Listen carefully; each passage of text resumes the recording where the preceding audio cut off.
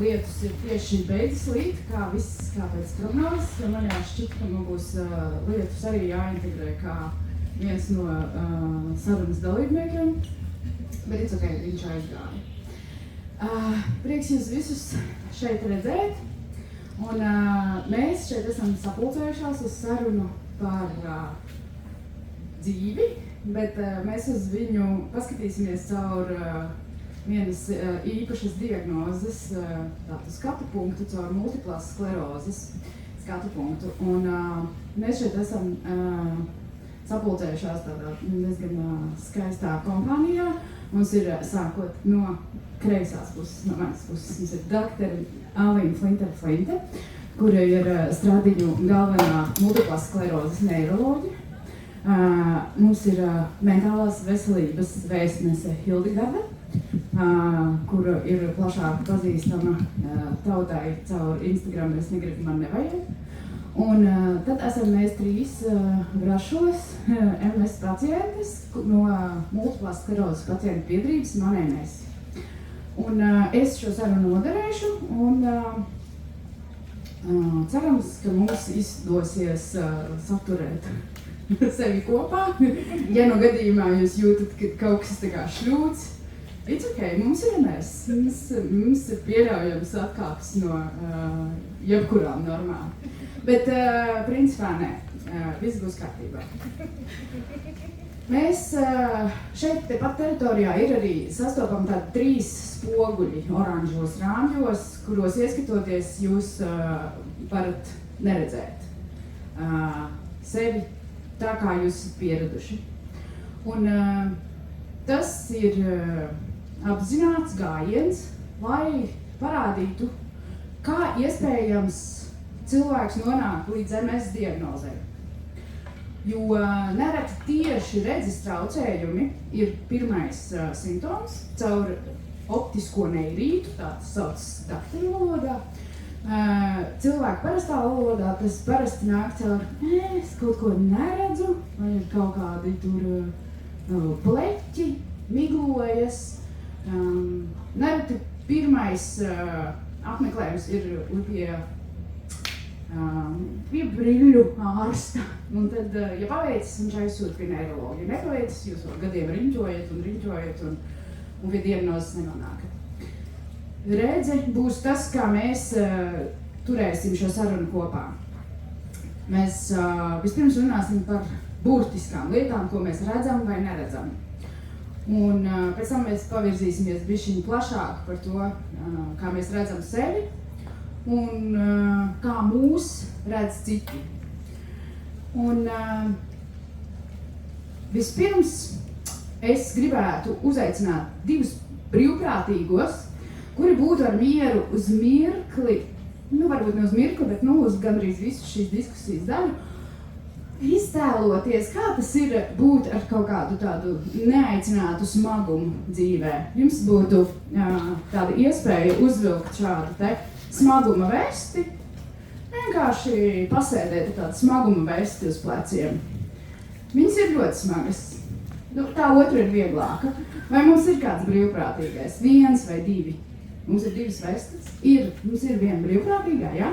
Jā, lūdzu, Diana, tad palies viņai, ja dos vesti, lūdzu. Un šitai smagākajai nav neviens, jā? Nē, ir vīrietis. Paldies, vīrieti. Paldies, vīrieti, par lūdzu, var droši uzvilkt, jā. Ir cilvēki, kuri sev labprātīgi to dara ar to vesti, jā. Droši, iekārtojieties, viss būs kārtībā. Vienā brīdī jūs varēsiet viņus novērt. Paldies.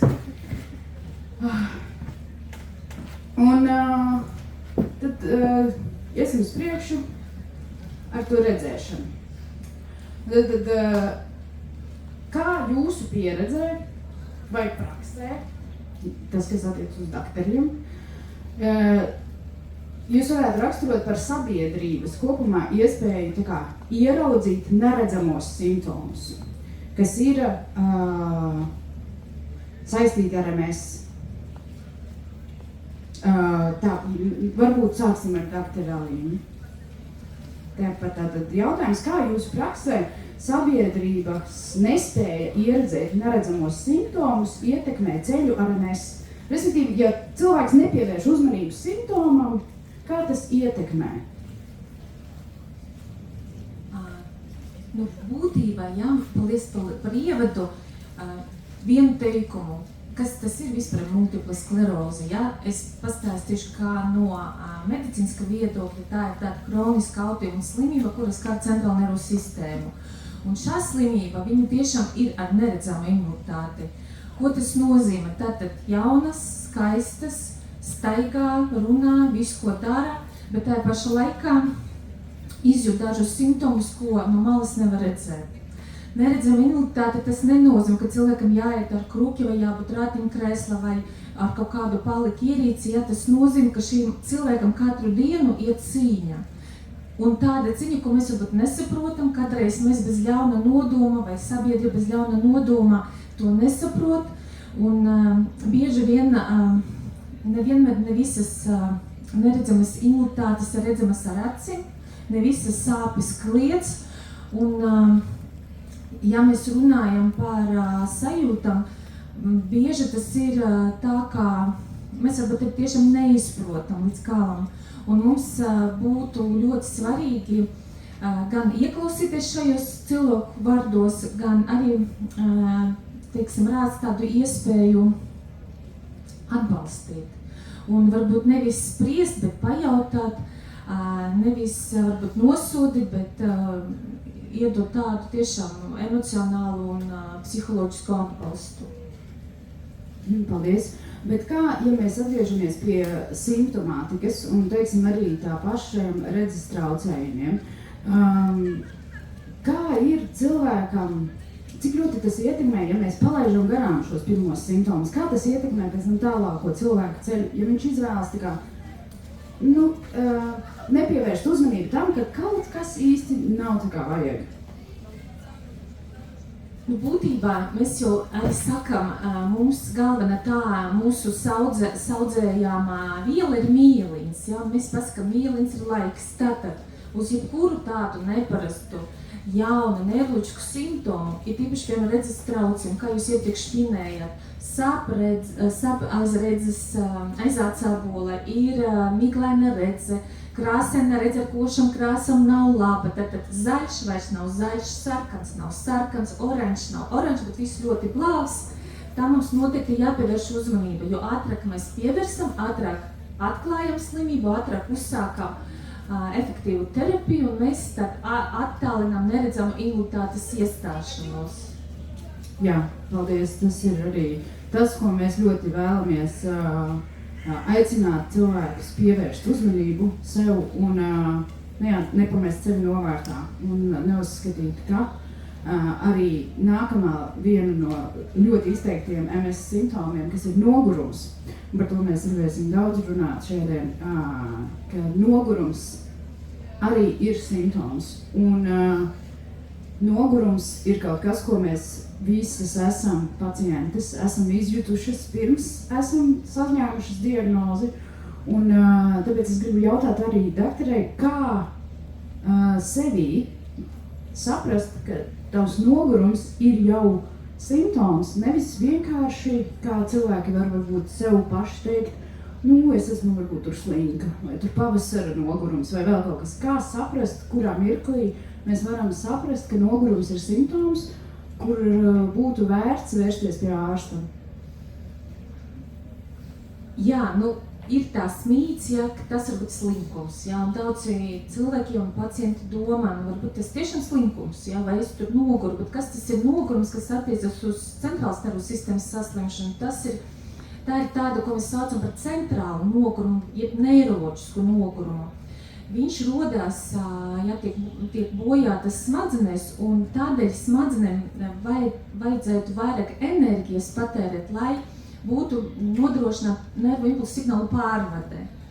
Un mūsu pacientiem tiešām tā sajūta varbūt kā priekšvēstnesis, piemēram, ja cilvēks izjūt kādu gadu, divus pirms tam jau nogurumu, kuru neizskaidrojam, kuru grūti izmērīt, kuru nevar izstāstīt, kuru nevar īsti nodefinēt, bet tā ir tāda sajūta, viņš var būt pēkšņs, viņš var būt tāds paralizējošs, viņš var būt arī paralizējušs spēku izsīkums, kas nav atkarīgs no aktivitātēm. Tātad jūs izgulēties, tas nav atkarīgs no miega bada, tas nav atkarīgs no fiziskām aktivitātēm, un ko, kā katreiz saka man pacienti, piemēram, ka muskuli nevar saslēgties, ja, un es tā kā būtu noskrējis pusmaratonu.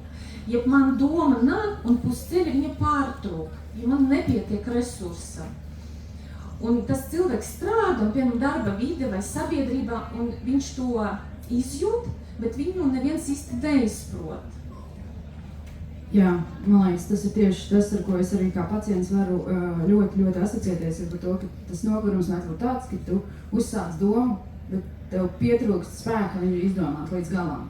Un tas tiešām ir kaut kas, ko nevar tik vienkārši dalīties tajā pieredzē. Tāpēc es tagad gribētu paprasīt Diānai un Laurai, kā jūs varētu raksturot arī šo te dzīvi ar MS, to, kurā mirklī šī diagnoze ienāk dzīvē un kā viņa izmaina jūsu pašu skatījumu uz sevi, uz dzīvi in general, bet jā, laikam mēs tagad vairāk skatīsimies uz to, kā tas izmaina skatījumu pašam uz sevi. Diāna, lūdzu. Jā, es sākšu ar to, ka tā diagnoze, kad viņa sākās, tā slimība, tad tas ir tā pēkšņi, un tad viņa auga, vismaz manā gadījumā. Un man sākās ar šo nogurumu, kas sākās tā kā Covid laikā, un likās, mājasēde, slinkums, un tad, kad tie simptomi triggerīši sāk nākt, tu jau tad noraksti, man sēdošais darbs, tāpēc man nejūt kāju, nejūt ar pēdu, ja? Kaut kas tur satirpa, nervs savilkās, ja? Tad redzi sāka pazūst, jo es taču sēžu visu laiku pie tā datora, un droši vien pārkairināju acis, un kaut kas tur nav labi. Jā, tad tas tāds liels mākonīts nāk tev virsū, tā kā tāds negaiss. Un tad, kad tu satiec to diagnozi, tas ir tāds liels šoks, jo pirmkārt, es domāju, ka sabiedrībā ļoti daudz cilvēku arī es pirms diagnozes saņemšanas vispār neko nezināju par tādu diagnozi, kas tāds ir, skleroze, kaut kas ar sprandu, kaut kas ar prātu. Ja? Un tad tu sāc lasīt to, ko var iegūt internetā. Pirmais, ko tu ieraudzi, ir ratiņkrāsma. Viss, mana dzīve ir beigusies. Visus savus sapņus mēs tagad paliekam kastītē prom, aizmirstam, un kas būs rīt nebūs nekas. Un iestājas tāds liels šoks, un tu vairs nezini, ko darīt. Un ja mājās ir bērni, ģimene, tu nezini, ko ar to darīt. Ja tu esi jauns, tu nezini, ko darīt. Jebkurā gadījumā, jebkurā situācijā, tas ir liels šoks. Pašapziņas kritums, man liekas, līdz nulai. Tu tā kā tā paliec, tu nezini, ko ar to darīt. Paldies par jautājumu. Nedaudz pieskaroties par to, ko mēs runājām vispār par simptomiem arī iepriekš, ko arī dakteris stāstīja. Kas būtu no manas puses, laikam, ko es gribētu, kas būtu svarīgākais, kad dzird cilvēku visi, kad sevī vajag klausīties. Jo tā kā man šī diagnoze salīdzinoši jaunā vecumā, jaunības maksimālisms, ir kaut kādas problēmas un, protams, viņas tiek ignorētas. Jo tāpēc, ka liekas, man nav laika, man ir jābūt šur, tur, bet rūpēties par sevi un domāt, kas man varētu būt noticis, nav īsti laiks. Respektīvi, ir ļoti jāklausās sevi. Un, protams, tad, kad tu uzzini par to diagnozi, no savas spektras runājot, pirmais, protams, ir tāds šoks, un arī tas pats, ko Diāna minēja, tas, kad es arī nezināju, kas tas ir, un gan pašai, gan citiem draugiem man apkārt bija asociācija, ka tas ir veciem cilvēkiem. Kā tev var kaut kas tāds būt, ja tas taču ir veciem cilvēkiem? Tas ir kaut kas ar atmiņu vai kaut ko tādu. Un tad tu sāc lasīt, kas tas patiesībā ir. Un jā, protams, sākumā jā, šoku bailes, jo tāpēc, kad tu tā sēdi, tev tāds man ir 23 gadi. Tas ir viss tagad. Mēs pie tā arī paliekam. Jā. Jā, tas ir noteikti arī lietas, kurām es arī spēju asociēties no savas pieredzes. Bet mēģināsim šo tagad apskatīties no citas skatu punktu. Mēģināsim šo pavērst par to, par ko mēs to esam izdarījuši, kā mēs to pavēršam par savu spēku. Kā jūs esat varējuši no tā, kad tā pašapziņa ir iedzīta grīdā un no tās sajūtas, ka dzīve ir beigusies. Reku, mēs te sēžam, pilnīgi noteikti visi no malas ir skaidrs, ka mums dzīve nav beigusies. Bet kā no tā punkta, kur tev ir viss slikti, var tikt ārā. Un tad vispirms, lai Diana un Laura padalās ar savu pieredzi, un tad Hildegārda, tu pastāsti to, kas ir tas, kā cilvēks to dara šādās situācijās. Es biju nesen apprecējusies, un es tā paskatījos, kas notiek ģimenē, un es saprotu, es tā kā negribu šķiršanos, un kaut kā ar to visu ir jāstrādā. Un pirms tam es neticēju psihoterapijai, nekam šitam, man likās, ka tā ir naudas zaglis, krāpnieki, ja. Bet es pierakstījos pie psihoterapeita. Un es sāku mācīties dzīvot apzinātu dzīvi. Un caur to mācīšanos dzīvot, es meklēju arī veidu, kā sevi dziedēt, kā par sevim rūpēties, saprast, kas es esmu, kas man patīk. Un patiesībā es sāku iepazīt sevi. Un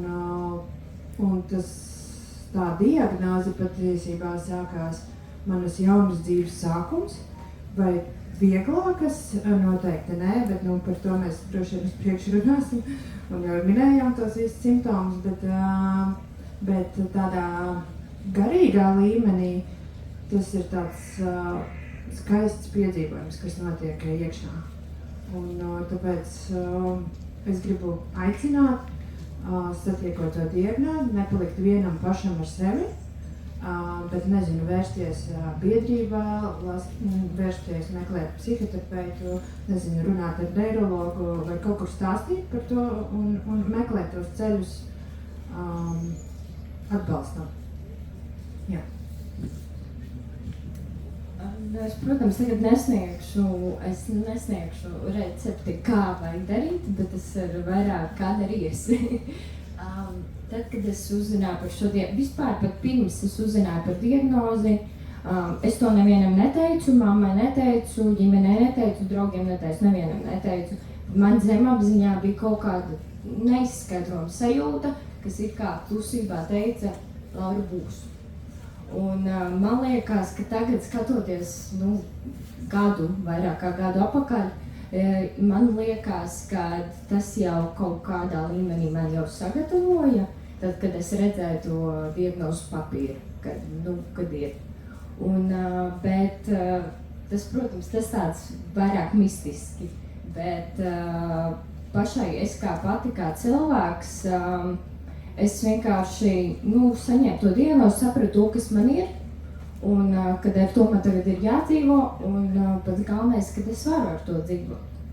Tās nav beigas, tas nenozīmē, ka tagad es nevarēšu kaut kādas lietas darīt, un šeit piekritīšu Diānai, es arī pēc tās diagnozes kaut kādā līmenī man dzīve ir uzlabojusies. Protams, ir kaut kādas, ir šie te fiziskie traucējumi, bet tas, ko MS ir atnesis, ir, es ļoti rūpējos par sevi. Ja iepriekš es atļāvos sevi kaut kad ignorēt, savas vajadzības ignorēt, tad tagad tas noteikti tā nav. Jā, protams, ar to kopā nāk arī tas, ka tu vienkārši dzīvesveidu uzlabo un tā kaut kā. Dāmas, paldies par dalīšanu, doktor, paldies. Jā, sen vairs nav tā, ka par fizisko ķermeni rūpējās slimnīca, medicīna un par garīgo baznīcu. Šobrīd šīs abas lietas ir absolūti saaugušas kopā, kā tam arī patiesībā vajadzēja būt, kā tas arī patiesībā ir. Un runājot tieši par to, par šiem te dziedināšanu un atspērienu punktu, mums laikam vislabāk ir pazīstama atkarīgo problēma, kad ir 12 soļu programma, kura tiek izmantota kā ļoti labs metodisks materiāls, kā atkarīgiem strādāt ar sevi. Bet es šo 12 soļu programmu izmantoju arī strādājot ar saviem klientiem un arī pati ar sevi. Tā ir kolosāla programma, kā veikt savu dzīves inventarizāciju. Un, lai mēs nonāktu pie tā, ka mums ir jāinventarizē tā sava dzīve, mums nepārprotam jebkurā situācijā, vai tas ir atkarība, vai tā ir diagnoze, vai tas ir kaut kāda dzīves grūtība, kurā mēs esam nonākuši, mums ir vajadzīgs tā saucamais bedres dibens. Un katram tas bedres dibens ir pilnīgi savādāks. Un tas, kas ir bedres dibens vienam cilvēkam, varbūt citam ir pilnīgi savādāks. Vai, piemēram, ja mēs skatāmies uz kādu, kurš saka, ka, tu zini, man liekas, es esmu sasniedzis savu bedres dibenu, tad mums liekas, nē, tur ir vēl kur krist, vēl var, ja? Tātad, tas ir ļoti individuāls un subjektīvs moments, kad tu piedzīvo to bedres dibenu. Bet kāpēc ir vajadzīgs šis dibens? Tāpēc, ka tas ir tas mirklis, kad mēs atsperamies. Un kā saka arī, kā tiek rakstīts 12 soļu programmās, ar citu Abrahams Tverskis ir izdevusi kolosālu grāmatiņu, kas ir refleksīgs par šo te soļu, tātad, to ideju, ja, atkarīgo domāšanu, bet šajā situācijā es gribētu teikt tā, to terminu atkarīgu tagad izņemam ārā un tagad ieliekam iekšā mēs kā diagnozes piedzīvojušie, vai ne, kā mēs varam domāt par šīm lietām. Tātad pirmkārt ir konstatēt, ka es esmu nonācis šajā bedres dibenā, un nākamais ir atzīt savu nespēju pašam ar to cīnīties. Un tad nākamais solis ir meklēt palīdzību. Un šajā situācijā es gribu teikt, ka droši vien, tad ir pilnīgi vienalga, kāda veida palīdzību tu atrodi. Protams, par fizisko ķermeni joprojām parūpēsies daktere un sniegs, teiksim, savas rekomendācijas, kā dzīvot un kā turpināt. Taču par to garīgo līmeni šeit, es teikšu tā, ir vienalga. Tāro kārtas strādā. Psihoterapija strādā. Astroloģija, ja tev tas dara brīnišķīgi, jebkura veida palīdzība, kura tev palīdzēs tikt no tā laukā, būs laba. Es esmu klasisko zinātņu pārstāvis, es saku psihologs, psihoterapeits, supervizors iespējams, ja? Garīdznieks, brīnišķīgi. Bet ir ļoti svarīgi nepalikt vienam, nenorakstīt sevi, ja? Jo tā stigma patiešām ir tāda, ka invalīdu krēsls, un tas ir kaut kas, ko mēs piedzīvojam tikai lielā vecumā, ja? Nenorakstīt sevi un vērsties pēc palīdzības. Un nedomāt, ka lūgt palīdzību ir kaut kas nepareizi, ka lūgt palīdzību ir vājums. Ja? Tā nav. Jā, liels paldies, Hildegard. Jā, tas ir pilnīgi noteikti, ko mēs gribam uzsvērt par to, ka nepalikt vienam un lūgt palīdzību, nepalikt vienam. Tāpēc arī cits starpā mēs nodibinājām biedrību, jo tā pieredze bija palikt vienam. Bija sajūta, mana personīgā sajūta, saņemot diagnozi multiplā skleroze bija, es lasīju informāciju par to, ka Latvijā ir vēl 2000 kaut kādi pacienti, kas ar šo slimo, un pasaulē 2 miljoni pacienti, kas ar šo slimo. Man bija sajūta, ka tas ar mani ir noticis tā kā vienīgo. Es jūtos pilnīgi vienu, un tas ir kaut kas, ko dakteri arī māja ar galvu, jā, tas ir kaut kas, ko cilvēki pieredz. Tā palikšana vienam sajūta ar to pieredzi, kuri par tevi ir nākusi, un tas noteikti nav tikai mēs. Tur jebkura tāda pieredze, kuru mūs nomet tajā bedres dibenā, parasti ir kaut kāda pieredze, kurā mums ir sajūta, ka tas notiek ar mums vieniem. Un tajā bedres dibenā mums ir jāsaprot, ka ja, es šeit esmu viens, šis ir mans personīgais bedres dibens, un tās ir manas divas kājas, tagad pazud vārds, bet, jā, ar kurām atcerties, tas metaforiskās kājas divas, tas multiplās sklerozes sakarā, tas var gadīties, ka tās manas divas kājas tieši ir tās ļodzīgās, un es tagad, nabaks, nevaru. Es varu. Tāpēc, jā, ieraudzīt sevi citādi šajā gadījumā noteikti nozīmē to, ka pirmkārt ieraudzīt sevi, jo bieži vien tas ir arī tas mirklis, kad mēs saprotam, jā, tas pirmais solis, tu ieraugi sevi, un diemžēl, tā cilvēciskā pieredze ir tāda, ka nereti mums nāks piedzīvot to bedres dibenu, lai beidzot ieraudzītu sevi. Un tagad es gribu pajautāt mūsu brīvprātīgajiem ar vestītēm, tie ir tās, kā jūs jūtaties, cik forši ir? Ir labi? Ir labi, jā? Tā kā, tev liekas, ka, tā sajūta tev nav izmainījusies. Protams, ka labāk ir bez. Jā, Jo šobrīd, kad smagums ir uz maniem pleciem, es to jūtu. Mhm. Un es domāju, kā tik no tā vaļā. Jā, ok. Un varam arī vīrietim ar smagāko, vai viņš arī grib tikt vaļā no smaguma, no saviem pleciem, vai arī ir riktīgi forši? Nekas patīkams nav. Jā. Protams, būtu labāk bez. Jā, ok. Viss kārtībā. Vēl nevarat vilkt nost. Paldies, Mīļa. Vēl var izturēt. Jā, protams. Var. Viņš daudz ko var izturēt. Ciest var. Ciest var, jā. Paldies. Mēs tagad virzīsimies uz nākamo sadaļu, kas ir, tātad mēs ieraugam sevi citādi, vēlams. Jo, diemžēl, jau ir arī tie gadījumi, kad cilvēki atsakās ilgstoši kaut ko mainīt un izmanto diagnozi, teiksim, kā attaisnojumu visam, kas ir slikts un izmanto to kā attaisnojumu neko nemainīt. Bet tas nav tas, par ko mēs šodien runājam. Mēs runājam par iespēju izmantot to kā atspērienu punktu. Un, ja mēs paskatāmies plašāk, un tagad mēs paskatīsimies uz to, kā mēs redzam viens otru, kā mēs redzam sabiedrībā viens otru. Un atkal, mēs šeit runājam par MS, bet tas var būt jebkas cits. Tāpat kā iepriekšējā sarunā dāmas runāja par to, kā resnums ietekmē to, kā mēs raugāmies uz cilvēku. Kā saka, potato, vai resnums, vai MS, īstenībā tās kaut kādas diskriminējošās lietas pastāv. Un tāpēc es gribu šo sarunu vērst tālāk uz to, kā mēs varam veicināt empātiju, lielāku empātiju vienam pret otru. Un tāpēc man ir jautājums jums visām četrām. Kā jūs redzat to, kā pret MS pacientu, vai kādas ir šīs te neredzamie simptomi, kas tā kā ietekmē to, kā doktori jau sākumā minēja par to, ka mēs neredzam tos simptomus. Nevienam mums uz pieredzi nav MS rakstīts. Kā tas ietekmē to, varbūt, cik sarežģīti ir veidot attiecības ar citiem cilvēkiem, cik sarežģīti ir tas MS neredzamais faktors,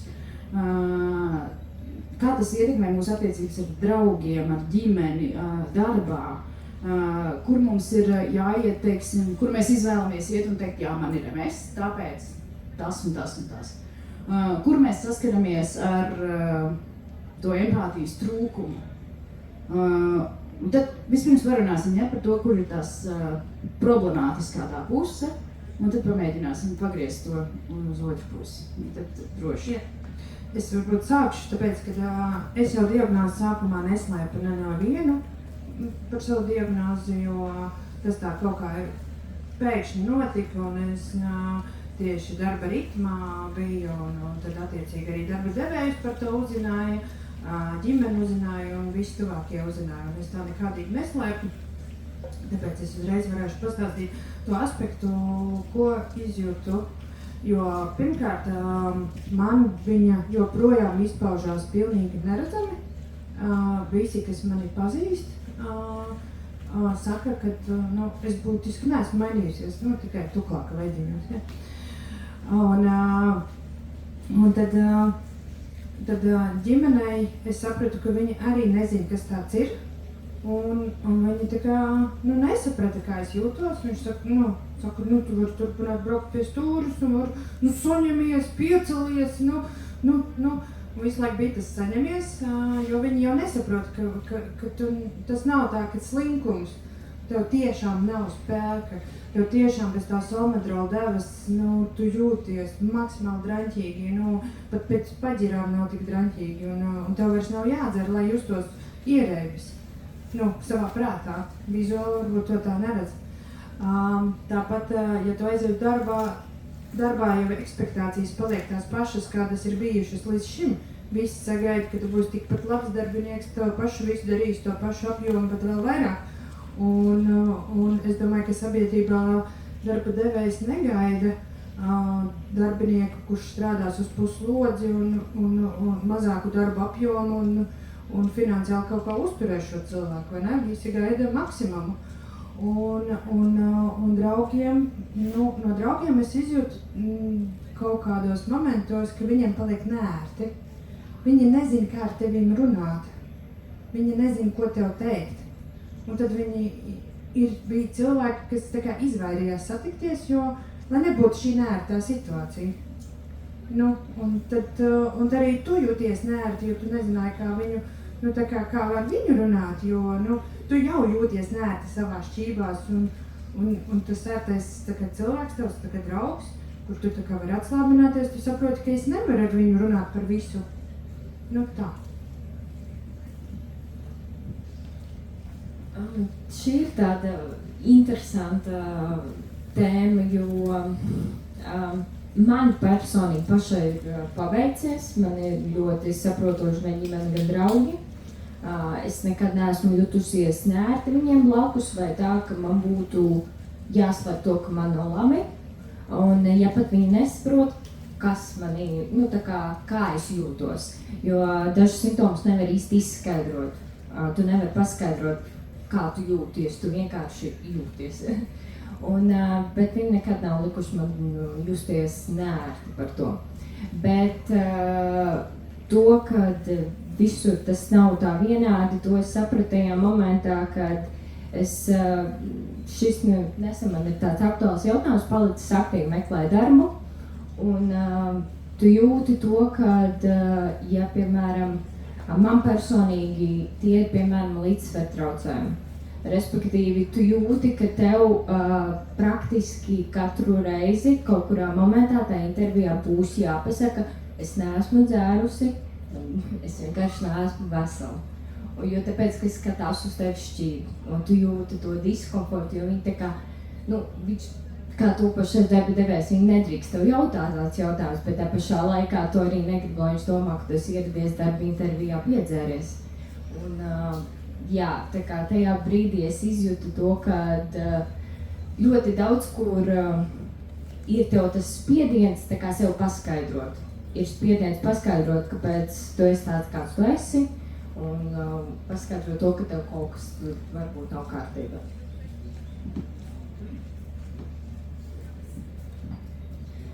Jā, jāsaka tā, ka mums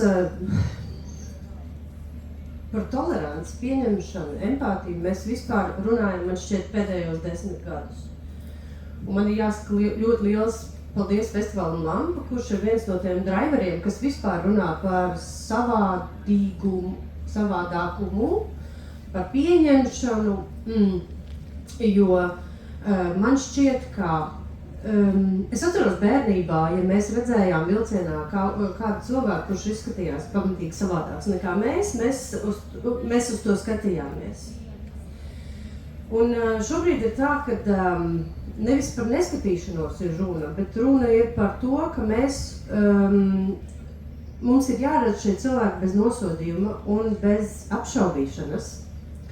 Jo man šķiet, ka tā apšaubīšana ir pats trakākais, kad mēs lietojam, piemēram, bet tu taču esi stipra. Nevar būt, tu neizskaties slima, tu neizskaties slima. Ja? Un tieši tā neticība, tad, kad tu saki, ka bet man ir slikti, man ir sāpes. Un tev saka, bet kur tu tev īsti sāp? Tu taču nekur nesāp. Ja? Un laikam tas, par ko atkal es gribu to deķi vilkt uz to garīgo veselību, ja?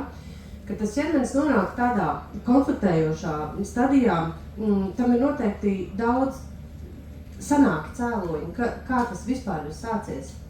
Jo patiesībā slimība, tādā ļoti jocīgā veidā, droši vien, doktori tagad man nolenčos, slimība mums ir vajadzīga, kaut kādā veidā, lai mēs spētu arī izrēģēt kaut kādas, tās garīgās lietas, ar kurām mēs ļoti, ļoti mokamies. Un vēl, kas ir par to sabiedrību, ir tas, ka, ja mēs visi aizvien vairāk runātu par to godīgi, kas ar mums notiek un kā mēs jūtamies, bez nosodījuma, uzklausot un tā tālāk, mums droši vien mazāk būtu arī jaunieši, kam kroniski sāpēt vēderi un kuri nevar apmeklēt skolu. Un jo mēs agrākā vecumā sāksim runāt ar bērniem par to, ka tas ir ok, ko tu jūti, es tev ticu, ka tu to jūti fiziski, garīgi, es ticu.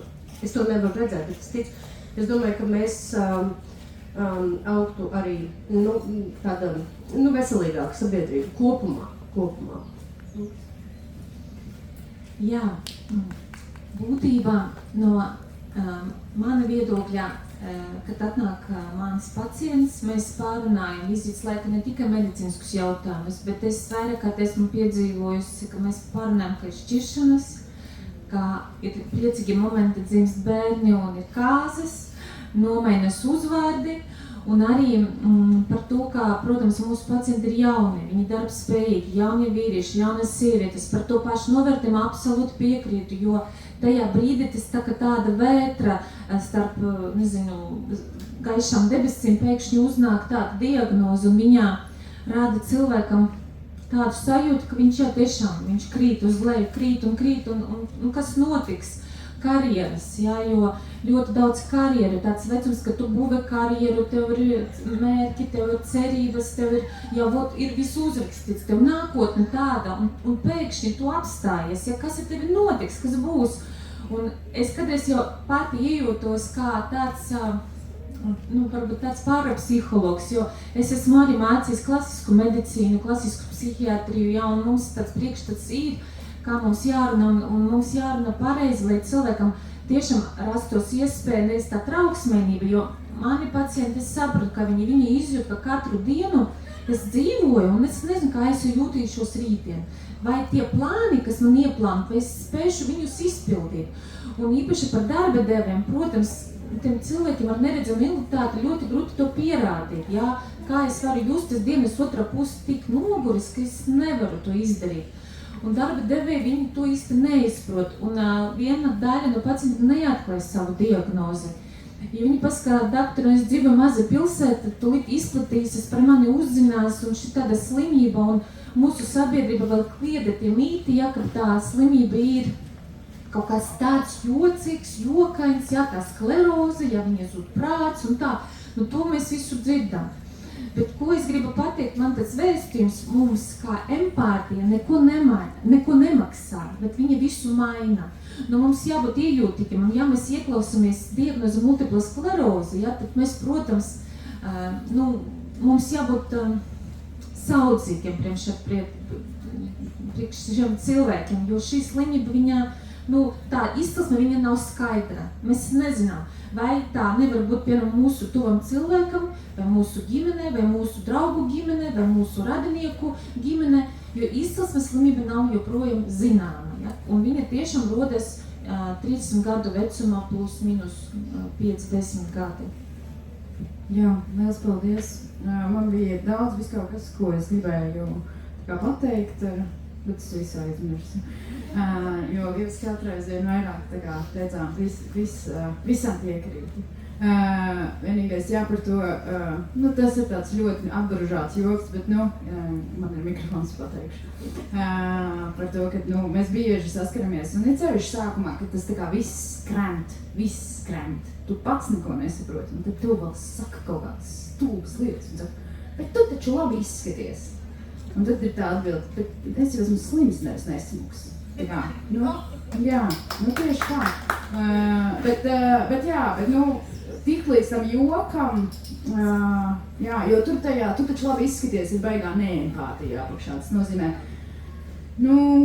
ko tu čīksti, tu taču labi izskaties, tu taču neko nevar redzēt. Un arī pazemināt to, ka tā tava pieredze, un tas ir tas, ko doktora Alīna arī teica par to, ka tev ir pārvilkta svītra pāri tai dzīvei, kur tu biji sev iztēlojies. Un tie ir tie 3, man bija zīmīgajos 33 gados diagnoze. Redz, kur arī Diānai 30, Laurai pavisam jaunai 20 something. Tev ir sapņi, tev ir aspirācijas un vispārējais, un tad ir tik sarežģīti izskaidrot to sajūtu, ka to zaudējumu sajūtu, jo tu tajā mirklī sēro par to dzīvi, kuru tu biji domājis, ka tu dzīvosi. Labā ziņa ir tāda, ka ir ļoti iespējams nodzīvot vēl labāku dzīvi. Bet līdz tam ir stipri jāstrādā, bet tas noteikti nav nekas neiespējams. Un tagad es gribēšu, lai mūsu brīvprātīgie novelk savas vestītes. Tagad droši velciet nost, lai paliek turpat blakus, jums mēs pēc tam savāksim. Novelciet. Un mirklīt sajūtieties, kā jūs jūtaties, kad ir novelkt vestīti. Un tad pastāstiet, kā jūs jūtaties. Nē, es sāku just atkal savu mugurkaulu. Jā, cool. Paldies. Vispār klausoties šo sarunu, es reāli ietos tajā visā, jo ir tāds reāli kaut kas jauns, kaut kas svešs, un es domāju, kā man tagad ērtāk apsēsties, kā man tagad sāk piedomāt tikai par lietām, jo tā ir tā diskomforta sajūta, un jā, tas liek par kaut ko aizdomāties. Paldies! Paldies tev, ka pavilki šo smagumu uz mirklīt un pastāstīji. Es jau kāds 15 minūtes gribēju mest no to vesti, jo es domāju, forši, laikam lietaini, bet forša diena gribēju izbaudīt vēl arī vakaru un jā. Bet neapskaužos, jā. Liels jums paldies. Kādas meitenes jūtaties par šo, ka viņi tā var novilkt to smagumu nost? Es arī gribētu kādreiz no rīta pamosties, kad es bieži pamostos no rīta jau nogurusi. Un man ir, jādara tās 10 kafijas, pašpilējot vai kaut kas, lai izkāp no tās gultas un kaut kā. Un es tiešām gribētu to mirkli, kad no rīta es varu novilkt to vesti. Tā kā šodien stop, izlaižam. Jā. Es ļoti laikam rezonēju ar to, ko meitene teica par to, kad ir dīvaina sajūta un ka tu konstanti piedomā, jo tā principā dzīvoju es aiziešu mierīgā pastaigā un es visu laiku zemapziņā domāšu par iešanu, par to, vai es kaisēju, vai man gaita ir normāla, vai es nenokritīšu. Un tā ir tā kā, gribētos vismaz uz dienu nolikt tās gobas malā un par to nedomāt. Bet pēc, kad tu ar laiku tu jau esi tik dziļi iekšā tajā, kad pašlaik es pat nevaru iedomāties to, kad es par to nedomātu. Tas jau ir tā kā vienkārši apakšā zemapziņā, tas konstanti iet, kad domā par to, vai kā tu jūties, kā tu ej, vai tu nenokritīs un tā tālāk. Tā kā es gribētu uz brīdi atlikt malā. Jā, es par to domāšanu, par to, kā tas ir, man ir nedaudz tāda izteikta uz jutība, uz apģērbu. Tad, kad es uzvelku džinsus, es visu laiku jūtos nogurus no tā, ka man kājās ir džinsus, jo es visu laiku jūtu. Citi cilvēki uzvelk bikses un viņi aiziet dzīvē. Es uzvelku džinsus un visu dienu domāju par savām džinsām, jo es jūtu, kā viņas man skarās klāt. Jā. Bet meitenes, nav taču tā, ka mēs dzīvojam forši. Pirmkārt, pie visa pierod. Pierod arī pie grūtuma un pierod arī pie neforšām lietām, pie visa pierod. Tas jautājums ir par to, kas notiek tālāk. Es tagad nonāku šitajā punktā, es šeit esmu un ko es ar to daru tālāk. Man ir tās smaguma soma virsū, un viņa visticamāk būs līdz uzvarai. Un ko es ar to daru? Es atceros, kad es puiku gaidīju svērt 93 kg, un es tiešām katru dienu gribēju nolikt to svaru nost, un viņš piedzima, man tas svars nenogāja nost ilgi. Un tad es sapratu, ok, labi, bet es esmu šeit, bet ko es no tā varu paņemt? Kas ir tas nākamais solis, uz ko es varu, jā, man tagad būs tā, mana dzīve šobrīd būs tāda. Bet kas ir tālāk? Lūk, es gribētu varbūt aicināt dāmas kabulēties. Kas ir tālāk? Jā, tas bija mans jautājums. Kas ir vieglāk? Ļoti labi, tu ļoti viņu skaisti noformulēji. Kas ir tālāk? Tas tāds tik plašs jautājums. Bet viss. Es domāju, piemēram, personīgi es neredzu kaut kādas robežas. Kad domāju par nākotni, es nedomāju par to, ka man kaut kā nebūs vai es kaut ko neizdarīšu. Es drīzāk domāju, ka es to izdarīšu, bet es saprotu to, ka varbūt es to izdarīšu citādāk, nekā es to būtu darījusi iepriekš. Bet tāpēc, kad ierobežojumi ir un paliek, bet jā, es neredzu kaut kādas robežas, respektīvi es domāju, ka viss, ko es gribu. Es atkal gribu teikt, ka man tas iemācīja dzīvot šodienai. Jo es agrāk visu laiku dzīvoju tādā kaut kādā nākotnē, pēc tam es ceļošu, pēc tam es darīšu to, pēc tam es darīšu to, un es sāku dzīvot šodienai. Un tad, kad tu vakarā tīni to bildi, kas šodien notika, un tad tāda ļoti liela laimes sajūta un pateicība, hei, bija forši, bija tas forši un tas forši, un mēs ar vīru tagad aktīvi ceļojam. Nav jau tā, ka maciņš palika biezāks. Nē, veselības problēmas neietekmē ieņēmums, drīzāk traucē. Bet tā dzīve paliek piepildītāka. Un tad, kad tā dzīve piepildītāka, tad dzimst tā cerība, ka viss būs un viss notiks. Un kaut kā es ticu, ka būs savādāk, kā teica, bet būs. Un es arī vairāk nekautrējos no vārda imunitāte. Es arī iedrošinu iet un kārtot, ja tiešām tas traucē darba spējām.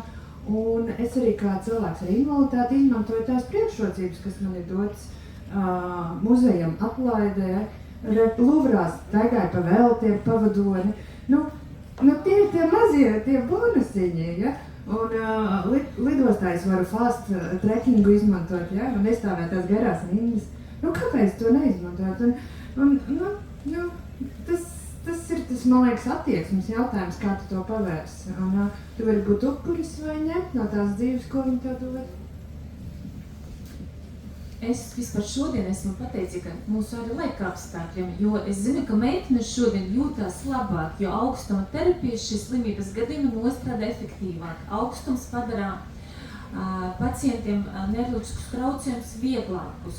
Ja šodien būtu +3 grādi, +33, jā, tad viņam būtu daudz grūtāk, jo tad nogurums un tie neiroloģiski traucējumi, tā karstuma nepanesamība viņus provocē.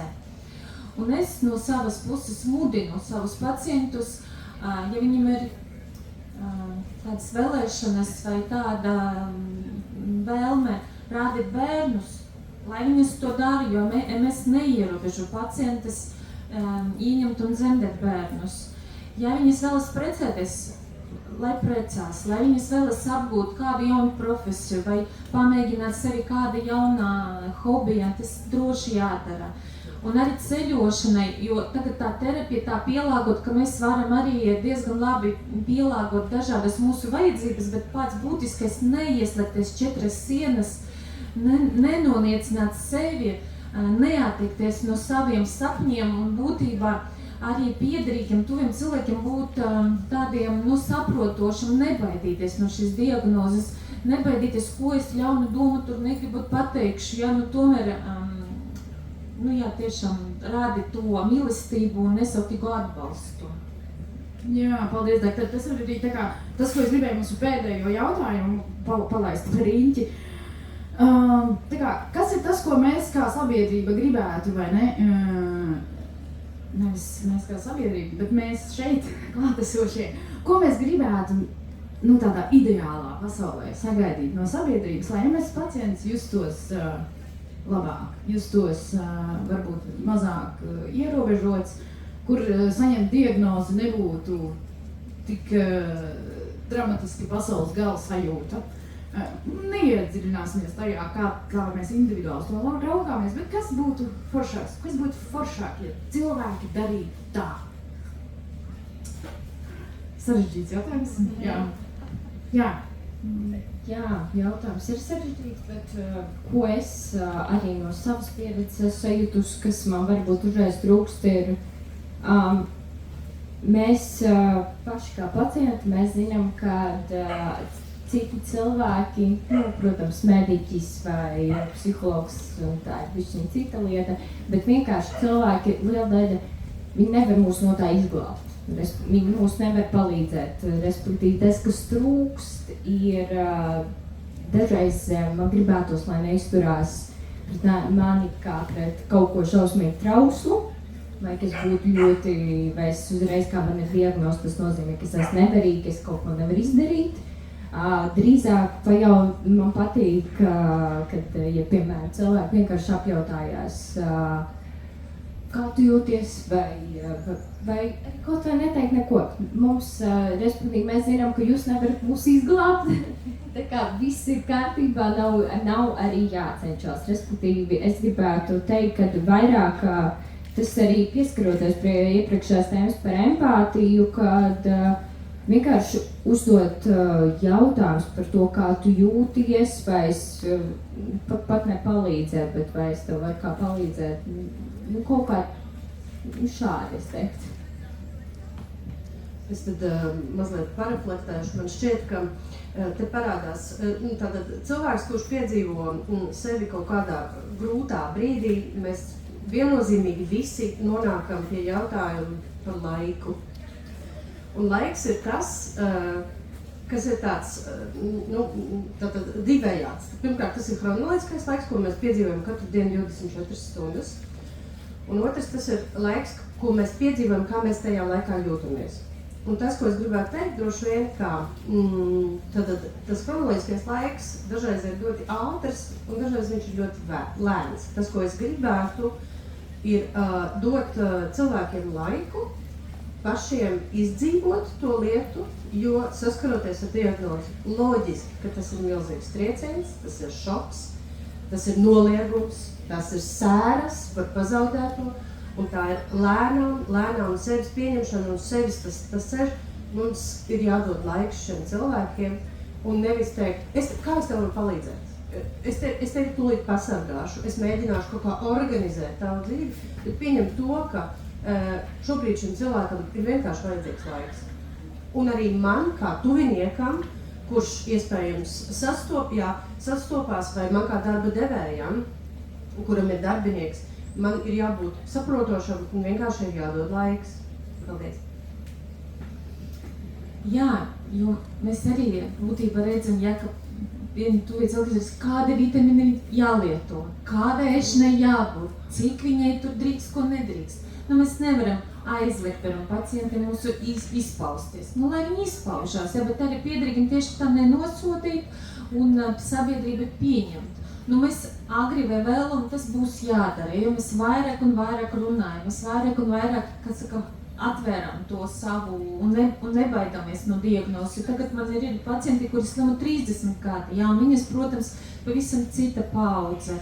Viņas ir ļoti kautrīgas, viņas bailīgas, viņas kad pat es tad nevaru iedomāties, ka viņi varētu uzkāpt uz skatuves un visam pateikt, man ir tāda slimība, jo mēs redzam, kas bija 2000 gadu sākuma, kad viņi saslima, un kas notiek tagad, mēs absolūti mainamies. Un ļoti labi, ka tā pasaule mainās, jo aiz katram jaunām durvīm mums ir jaunas iespējas. Jā, paldies, Diana, tev ir kaut kas, kā tu gribētu redzēt? Man vienīgais komentārs, ko papildināt, kad es gribētu iedrošināt gan šo pacientu, gan tiem cilvēkiem, kas stāv pretī, nebaidīties ar viņiem runāt. Tu drīkst uzjautāt, kā ar viņiem runāt, vai būt drosmīgam un uzturēt to dialogu. Jā, man liekas, ka tas ir, kādreiz es formulēju to sajūtu par to, ka es ļoti novērtētu, ja līdz cilvēks spētu izturēt, būt blakus, bez, bez pamācīšanas dzīvot, bez mēģināšanas izglābt, vai ne? Kur viņš pats grib kļūt liederīgs un kaut kā palīdzēt. Bet tā māksla būt blakus, saglabāt sevi, respektēt otru, respektēt cilvēku procesu un arī man kā pacientam respektēt tā mana līdzcilvēka procesu. Mēs esam šajā kopā, mēs mainamies, nekas nav akmenī cirsts, mēs esam mūžīgā izaugsmes ceļā vai attīstības vai vienalga, uz kuru pusi tas iet, viss mainās. Un kā teica Rainis, jā, pastāvēs, kas pārmainīsies. Tā, viņš teica, jā, pareizi. Jā, tāpēc te mums ir vēl 4 minūtes laika, ja ir kāds jautājums, varbūt, ja ir. Ja ne, tad metam mieru.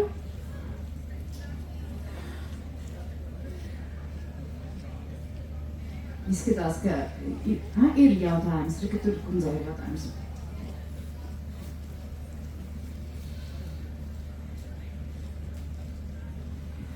Nu, man ir tāda pieredze, kad mana klases biedra, kas man tiem pēkšņi saslim. Un es tiešām no viņas baidījos, kā jūs sakat, baidījos ar viņu. Un šogad es pieņēmu lēmumu, kad es eju pie viņas ciemos. Un ziniet, ka es ļoti, varbūt viņai pat nebija tas tik ļoti vajadzīgs, kā tieši man vajadzīgs. Un vispār tas baigi forši. Mums ir tik labas attiecības, un mēs katru nedēļu satiekamies, izpapājamies, kā mēs varam. Bet man ļoti gribas viņu iedrošināt uz salidojumu. Mēs visi klasi zinām, mums ir ļoti daudz gudri cilvēki, mediķi, augstākām izglītībām, un mums šodien skolā. Un mēs visi zinām, kas viņai pa vainu, bet viņi kautreiz neiet un sēsīs vispārīgus pasākumiem negrib iet. Kā lai dabūt cilvēku ārā, lai viņš nekautrējās? Man tāds jautājums. Varbūt pajautājiet viņai, kas ir sliktākais, kas notiks, ja tu tomēr atnāksi?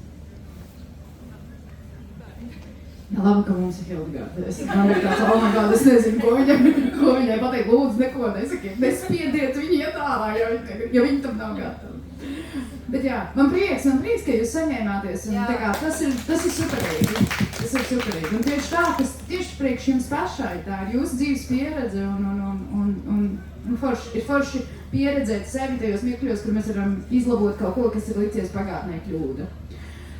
Liels jums paldies! Šeit arī priekšā mums ir tādi bukletiņi, kurus jūs varat paņemt un tur var nonākt uz mūsu mājaslapu un palasīt daudz un dikti par to, kā mēs dzīvojam un kā mēs domājam par dzīvi un kā mēs domājam par dzīvi ar MS. Un es domāju, ka tas ir interesanti ne tikai saistībā ar MS, bet tas ir tieši saistībā ar visu to, ko mēs šodien runājām. Par to, kā būt par cilvēku. Paldies! Lai forši lampa! Vai es nelīdz?